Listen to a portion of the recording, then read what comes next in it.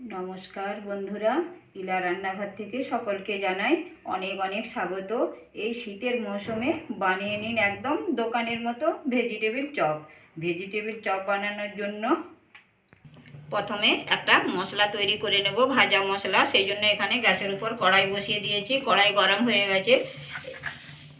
এখানে আমি দেব 1 চামচ ধনে দিলাম, গোটা ধনে। 1 চামচ জিরে দিলাম। দুটো দারচিনি নিয়েছি ছোট, দুটো ছোট এলাচ দিলাম। আর নিয়েছি এখানে গোটা গোলমরিচ। আর দেব একটু নুন। সবগুলোকে আমি একটু ভেজে নেব।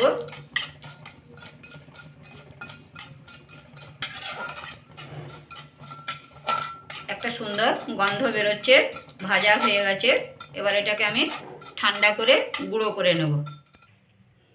ভেজিটেবিল চপ বানানোর জন্য এখানে আমি সিদ্ধ করা আলু নিয়েছি, গাজরকে আমি খোসা ছাড়িয়ে ধুয়ে নিয়েছি, বিট নিয়েছি। এগুলোকে আমি বিট আর গাজরটাকে প্রথমে আমি গ্রেট করে নেব।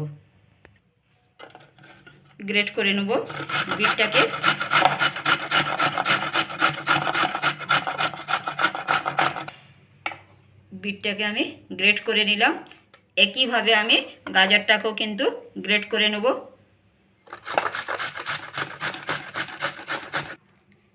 গাজর আর বিট দুটোই গ্রেট করে নিয়েছি। এখন আমি সিদ্ধ করা আলুটাকে একটু পরে করব গ্রেট। কড়াইয়ে আমি সরষের তেল দিলাম। এবার আমি বাদাম নিয়েছি, বাদামগুলোকে ভেজে নেব প্রথমে। তেলটা গরম হয়ে গেছে, এবার বাদামগুলো ভেজে নেব।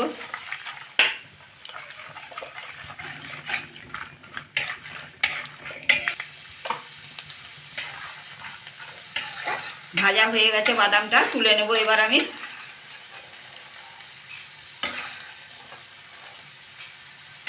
এই তেলেই দেব এবার দুটো শুকনো লঙ্কা দিলাম। আর দেব এখানে আমি 5 ফোড়ন নিয়েছি, 5 ফোড়ন দিলাম একটু। 5 ফোড়ন থেকে একটু ভেজে নেব 5 ফোড়নটা দিয়ে। এখানে আমি দেব কাঁচা লঙ্কা আর আদা বেটে রেখেছি। গ্যাসের আঁচটা কমিয়ে কিন্তু আদা আর কাঁচা লঙ্কার পেস্টটা দেবেন। জল ছিল, নালে চারপাশে ছিটকাতে থাকে। এবার দেব একটু হলুদ।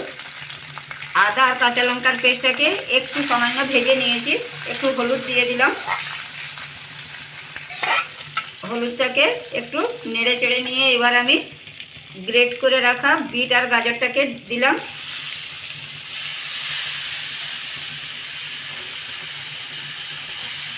ভালো করে মিশিয়ে নেব বিট আর গাজরটাকে।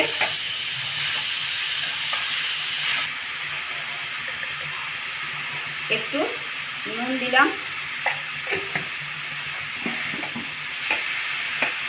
নুন দিয়ে ভালো করে নেড়ে নেব। গ্যাসের আঁচটাকে কমিয়ে রাখবো। এবার আমি গাজর আর বিটটাকে একটু সিদ্ধ করে নেব। প্রথমে আমি বিট আর গাজরটাকে গ্রেট করে নিয়েছিলাম। এবার আমি আলুটাকে, এটা সিদ্ধ আলুটাকে আমি গ্রেট করে নেব। ওই একইভাবে আলুগুলোকে গ্রেট করে নেব। গ্যাসের আঁচটাকে কমিয়ে একটু সিদ্ধ করে নিয়েছি, খুব একটা বেশি সিদ্ধ করি না, একটু সিদ্ধ করে নিয়েছি। এবার আমি গ্রেট করলাম আলুটা কিন্তু এতে দেব। গ্রেট করে রাখা আলুটা দিলাম, গ্রেট করা আলুটা দিলাম। এবার আমি যে মশলাটা প্রথমে ভাজলাম সেটা আমি গুঁড়ো করে নিয়েছি, এই দেখুন। এবার আমি ওই ভাজা মশলাটা দিলাম। ভালো করে আমি মিশিয়ে নেব মশলাটা। গ্যাসের আঁচটাকে আমি মিডিয়ামে রেখেছি এখন, দিয়ে সবগুলোকে আমি সব একসাথে ভালো করে মিশিয়ে নেব। খুব ভালো করে আমি মিশিয়ে নিয়েছি। এবার ভেজে রাখা বাদামগুলো দিলাম। আর দেব একটু ধনেপাতা কেটে রেখেছিলাম।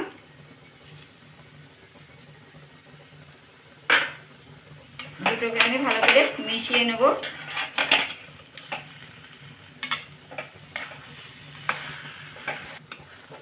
বন্ধুরা, ভেজিটেবিলের চপ বানানোর পুরটা কিন্তু তৈরি হয়ে গেছে। ঠান্ডা হলে আর একটু শক্ত হবে।